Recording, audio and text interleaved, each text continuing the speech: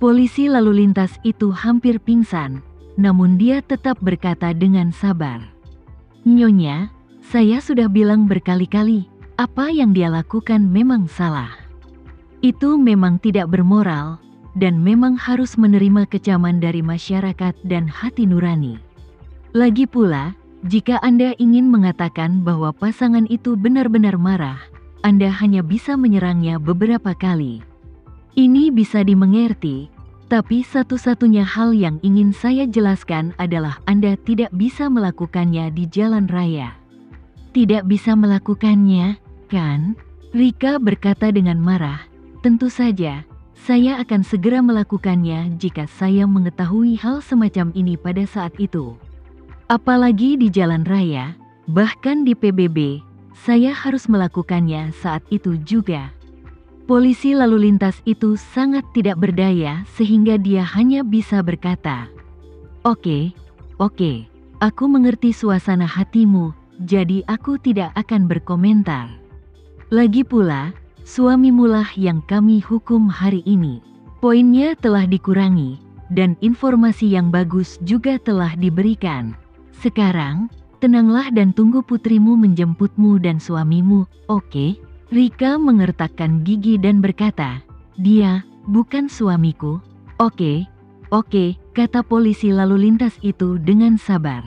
"Maksudku pihaknya sudah ditangani. Anda dapat kembali lagi sebentar lagi." Rika bertanya balik, "Apa kamu tidak menangkapnya karena berselingkuh saat menikah?" Polisi lalu lintas berkata tanpa daya, "Ini adalah hal yang biasa. Dia tidak melanggar hukum. Apalagi kami adalah polisi lalu lintas. Untuk hal seperti ini, yang paling bisa kami lakukan adalah memberitahu kantor polisi setempat untuk berkoordinasi." Rika sangat marah. "Saya tidak membutuhkan koordinasi. Yang saya inginkan adalah menangkapnya." Begitu Alena memasuki kantor polisi lalu lintas, dia mendengar suara Rika. Begitu dia masuk, dia mengikuti suara itu untuk mencarinya. Seorang polisi lalu lintas menghentikannya dan bertanya, "Bu, siapa yang Anda cari?" Alena buru-buru berkata, "Saya mencari Ibu Rika, saya putrinya." Ketika polisi lalu lintas mendengar ini, dia menghela nafas lega dan berkata dengan cepat, "Oh, kamu akhirnya sampai di sini. Ibumu terus berteriak bahwa dia ingin bunuh diri. Jadi kami meminta 3 orang berbeda datang untuk membujuknya. Tetap saja semua upaya sia-sia." Mendengar polisi lalu lintas mengatakan bahwa Rika akan bunuh diri, Alena tiba-tiba berkata dengan gugup, "Bawa aku ke sana secepatnya untuk menemuinya." Polisi itu juga buru-buru berkata, "Ayo, mari." Setelah itu, dia segera membawa Alena bersamanya, lalu berjalan menuju kamar tempat Rika berada. Tama kebetulan mengikuti di belakang. Dia meletakkan barang bawaannya di pintu masuk dan mengejar mereka. Dia menghentikan mereka berdua dan bertanya, "Pak Polisi, di mana Tuan Chandra Haris yang datang ke sini bersama Nyonya Rika? Bolehkah saya menemuinya dulu?" Polisi lalu lintas bertanya dengan rasa ingin tahu. "Siapa Anda?" Tama menjelaskan, "Saya menantunya. Saya berpikir istri saya akan membujuk ibu mertua saya. Setelah mereka diyakinkan, itu saja.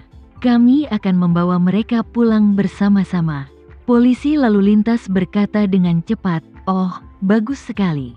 Setelah mengatakan itu, dia dengan cepat melambai kepada rekannya. "Will, kemarilah, bawa pria ini ke kamar Chandra Haris." Pria itu buru-buru berkata, "Baik." Tama memasuki ruangan tempat Chandra Haris berada. Begitu memasuki kamar, ia melihat Chandra Haris dengan wajah berantakan duduk di kursi dan merokok berat. Polisi lalu lintas lainnya menasihatinya, "Kamu, jangan menyembunyikan apapun dari istrimu. Kamu harus membicarakannya seperti yang aku katakan sendiri. Kamu tidak perlu menyembunyikan apapun dari kekasih lamamu. Jadi kenapa kamu tidak memberitahunya sebelumnya? Jika kamu memberitahunya dengan jelas sebelumnya, bukankah masalah ini akan selesai?"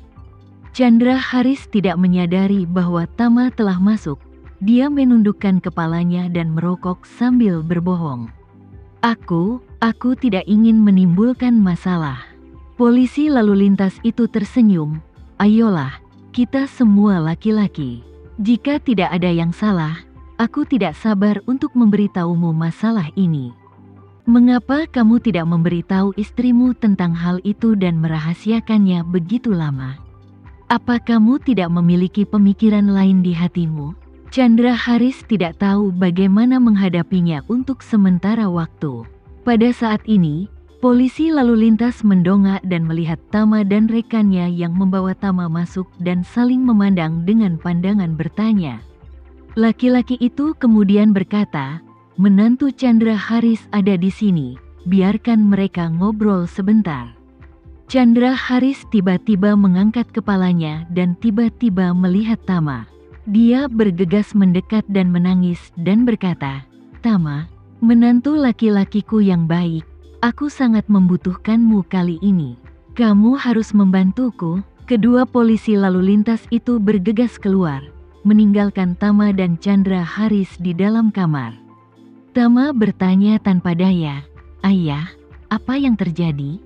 Chandra Haris berkata dengan marah, "Hei, jangan sebutkan itu. Si idiot gading dalam pertemuan kita memberiku undangan pernikahan yang diberikan oleh Reni kemarin. Itu ada di dalam mobil.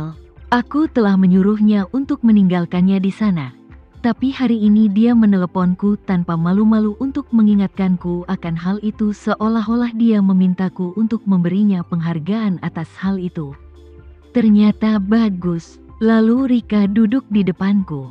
Kemudian dia mulai bertanya padaku kapan Reni kembali. Aku tidak mengatakannya, tapi dia bertanya apa aku berselingkuh dengannya. Aku tidak mengatakan apa-apa, tapi ternyata wanita gila ini sepertinya mendapat pencerahan.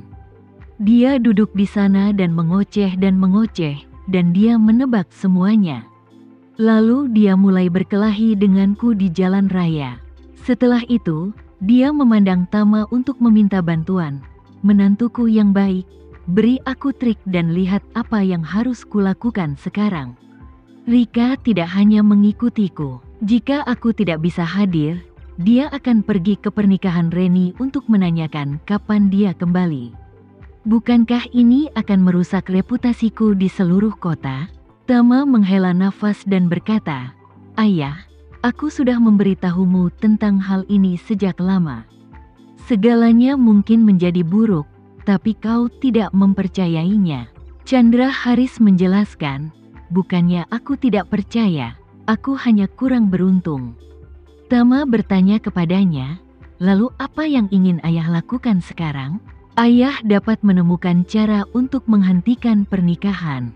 Ayah tidak akan membiarkan ibu pergi. Bahkan jika dia pergi, aku cara untuk mencegahnya memasuki tempat kejadian. Tapi kuncinya adalah apa yang akan kalian berdua lakukan di masa depan. Apa kamu ingin pergi, atau kamu ingin hidup bersama?" Mata Chandra Haris tiba-tiba meredup. Sambil menghela nafas panjang, dia merentangkan tangannya dan mendesah, "Aku berharap aku bisa bercerai lebih cepat. Aku sudah bersama Reni, tapi jika kita bercerai lagi sekarang, dengan siapa aku akan tinggal di masa depan?" Karakter Rika, aku tidak bisa mentolerirnya. "Apa kau ingin aku terus tinggal di Andara? Bukankah kamu akan mengusirku dari rumah? Aku bahkan tidak punya tempat tinggal, jadi aku tidak bisa tanpa malu tinggal bersebelahan dengan ibu dan saudara laki-lakiku, kan?" Setelah mengatakan itu, Chandra Haris menghela nafas lagi. "Aku yakin mereka tidak akan mengizinkanku masuk." Tama bertanya kepadanya, "Apa itu berarti ayah tidak ingin pergi?"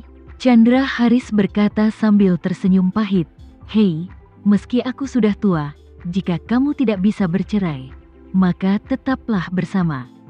Jika aku bercerai karena ini, aku tidak akan bisa berkata apa-apa tentang itu. ...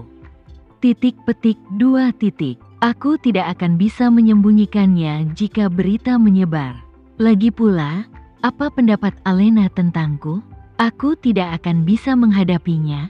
Setelah mengatakan itu, Chandra Haris menghela nafas lagi. Orang bilang kamu bisa menunggangi keledai untuk mencarimu. Kau hanya bisa kehilangan keledai setelah kau menemukan kudanya. Kudaku sudah kabur bersama yang lain. Sekarang kalau keledainya hilang, bukankah semuanya akan berakhir?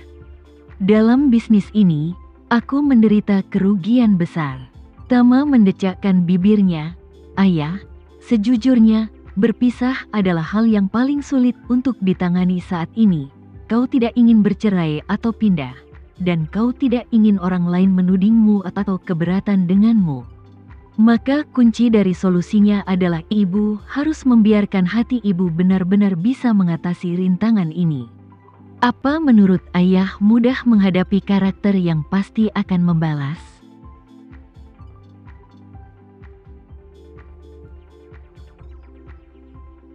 Sekian dulu ya video kali ini, kita lanjutkan lagi videonya di lain waktu. Oh iya, bagaimana menurut kalian? Semoga bisa sedikit menghibur kalian semua. Untuk teman-teman yang baru nonton, jangan lupa subscribe ya, hehehe. Dan kalau teman-teman ada yang ingin gabung langganan, bisa langsung gabung saja untuk dapat fitur yang menarik dan sedikit membantu Mimin. Terima kasih banyak sudah menonton, sampai jumpa lagi, bye.